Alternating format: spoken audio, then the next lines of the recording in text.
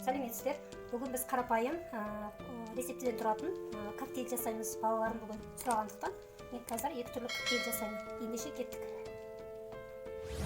Алдымен біз қазір шоколадный мороженое бастаймыз.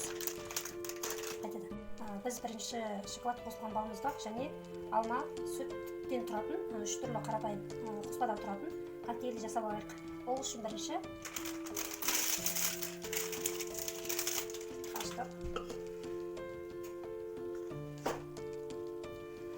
Ол үшін бізге бірінші алманы жақсылап жуып, сыртқы қабығын ашып алып тастаймыз. Енді алмамызды блендерге өтінде етіп дайындаймыз. Ұсақтап турап аламыз бірінші. Ол үшін біз алмамызды жуып тазалап, қабығын ашып тастаймыз. Ыңғайлы болу үшін және блендерге ұсақтап турап аламыз. Келесі кезекте алмамызды саламыз туралған. Сосын 200 граммдық сүтімізді құямыз.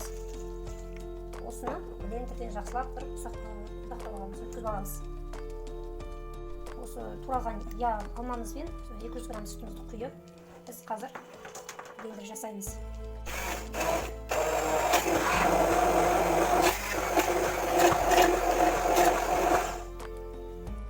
Келесі кезекте мороженымызды саламыз, шоколад қосылған.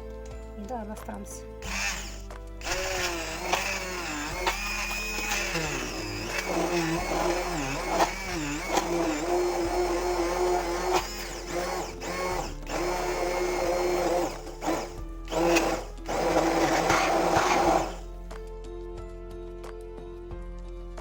Келесі кезекте біз бананнан коктейль жасап көреміз. Банан және балмұздақ.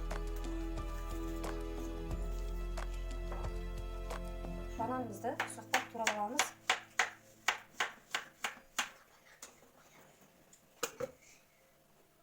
Банан және 200 грамм сүт. Оны қазір блендерге салып аламыз бірінші. Енді балмұздағымызды қосып, тағы да араластырып аламыз. Біздің коктейліміз дайын. Қойымды болды.